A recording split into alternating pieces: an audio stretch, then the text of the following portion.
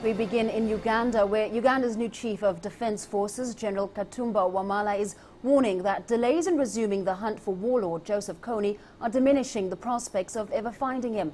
The army chief was speaking after being decorated as a general, the highest rank in Uganda's military. General Wamala has played a significant role in the hunt for Kony and insists it must be stepped up again and soon. CCTV's Isabel Nakiria reports. Several months after the US and Uganda suspended the hunt for warlord Joseph Kony in the Central African Republic, a warning from Uganda's new Chief of Defence Forces. General Katumba Wamala says if the hunt for Kony is not resumed as soon as possible, he may become even more elusive. If AU could quickly make up its mind and make a decision on that, of course it will enable us to get back on the game, to get back on the job. But the longer we take, possibly the farther the guy gets. So if we could only get that decision made. Katumba Wamala played a major role in leading the Ugandan military in the hunt for Kony when he was commander of land forces. General Wamala says his forces will remain focused on capturing the head of the Lord's Resistance Army. The big guy is still missing, but most of the lieutenants have been either arrested or they have surrendered or some have been killed. But the hunt will still continue. Kony and two of his top commanders are wanted by the International Criminal Court. Ugandan troops assisted by US Special Forces suspended the hunt for Kony after the Seleka rebels overthrew the government in Central African Republic. The 3,000 troops were working under the mandate of the AU. General Wamala says the suspension of the hunt for Kony has dealt a blow on the security of civilians in the Central African Republic. The tempo at which we had reached of chasing the bad fellow was very high. But when this rout came, we had to reconcentrate our troops and ensure that we don't put our troops in harm's way and ensure that we wait for what the AU has to say. Some conflict analysts say the suspension gives Kony more time to regroup and commit more offences. As Uganda changes command in the army, the hunt for fugitive warlord Joseph Kony still remains a priority. The new army chief says the earlier the hunt is resumed, the better for regional peace. Isabel Nakiria, CCTV, Kampala. To Cameroon now, where authorities have taken what they call appropriate measures to prevent Nigerian refugees from crossing the border at the northern town of Fotokol. This is as fighting between Nigeria's army and the Islamist group Boko Haram continues. CCTV's Maria Galang brings us the details. Thousands of Nigerians flock the small village of Manari, Cameroon, near the northeast border of Nigeria, having fled the offensive by the Nigerian military against Islamist insurgents Boko Haram, which began on the 15th of May, and fear have been caught in the crossfire. Most travelled here by foot, hoping to find safety. However, the Cameroon government is wary of the influx. Our country, Cameroon, is a country of peace. People are always tempted to come to our country. We are aware of this and have taken the appropriate measures. This situation is now under control and there's no problem.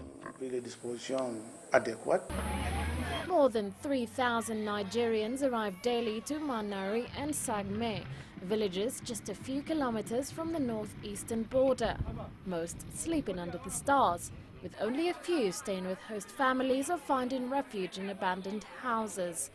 So far, no NGOs are present. No humanitarian aid has been sent. We have taken security measures. Those trying to find refuge here have been prevented from doing so. We are a sovereign country. We don't want to interfere with the situation in Nigeria, a country with which Cameroon has good diplomatic relations. Nigerian President Goodluck Jonathan declared a state of emergency on the 14th of May in Borno, Yobe and Adamawa states, ordering thousands of troops and airstrikes on suspected Islamist camps. Majority of Nigerians are in support of the offensive, hoping that it will quell Boko Haram's attacks and peace can be restored to the northeast. Maria Galang, CCTV. UNAIDS has reported that more than 7 million people are now on HIV treatment across the continent, with nearly 1 million starting last year alone. In North Africa, the total number of people living with the virus and receiving treatment stands at over 16,000. However, the estimated number of people who need treatment is thought to exceed 60,000, and coverage remains low at just 21%. While new HIV infections and deaths from AIDS are on the decline, Yasser Hakim spoke to UNAIDS Regional Director for Middle East and North Africa about the challenges they face to combat the virus. Ms. Reno, thank you very much for joining us here on CCTV. First of all, can you give us an idea about the development of the AIDS virus in Egypt in the last few years? Egypt is like much of the rest of the region. On the one hand, we know very little of the actual data, to be precise, but the numbers of people being infected has been increasing. But compared to the rest of the world, the figures are not as dramatic. But when you look into certain high-risk groups, that's where you find really things that can, in the long term, be very difficult for Egypt. It's those who engage in sex work, men who have sex with men, and in this region, men have sex with men and with women, with their partners, and also women sex workers are having sex with their boyfriends and their partners. From the 7 million reported, according to the UN reports lately in Africa, can you tell us about North Africa? How many are in North Africa? And the results concerning combating this disease in North Africa lately? In this region, the numbers are really very small. Overall, in the North African countries, only about 3,000, and percentage-wise, about only 21% are on treatment.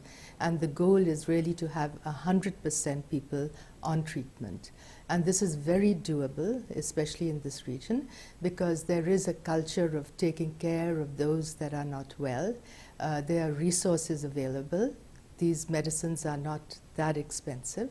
But you have a lot of other considerations which make the delivery of these medicines difficult. What are the challenges you're facing in order to achieve the required goals? People first, they're not ready to get tested. Their fear of testing, because there's a lot of stigma associated. And even in the health systems, in the health services, there's not much confidentiality. And people in the health services are also often afraid to deal with people who are HIV positive. The second challenge is that people, even if they know they are infected, they're afraid to go to get the care they need. What are the programs and the means you're adopting to combat AIDS in North Africa? Our programs in Egypt and in other countries of the region focus a lot on working with civil society, with NGOs, people who are close to the communities, because often they are able to inspire more confidence in a person who is HIV positive. A lot of peer-to-peer education and learning and awareness raising, again between those that are HIV positive or even those that are in an environment which is open to interacting with the positive and to helping them to live in the communities. It's time now for a quick break, but when we come back, not from our territory, Libya denies Niger attacks. Breaking news. Global trends. CCTV News brings you stories with the different aspects of Africa in the international content. With our reporters across Africa and all over the world, we'll tell you about the real Africa and how it impacts the world.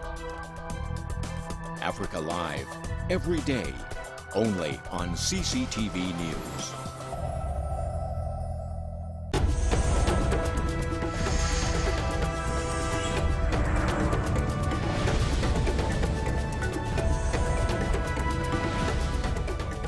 Welcome back. Now, Libya's Prime Minister Ali Zaidan has dismissed allegations that his country is responsible for 2 deadly attacks in neighboring Niger on Monday.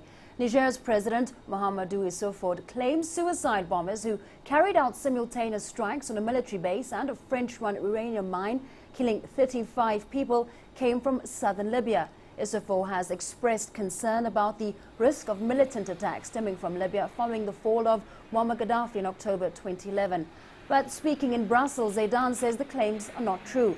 He stresses that his country is continuing efforts to tighten security. Zaidan says Niger must now help bring those responsible for the attack to justice. I would like to point out once again that what was said by the President of Niger, Mr. Mahamadou Issoufou, that those who carried out the explosions had come from the Libyan border, is something that is not correct. They did not leave Libya, and we are keen to adopt measures to control our border so that there will be no way for gunmen to enter or leave it.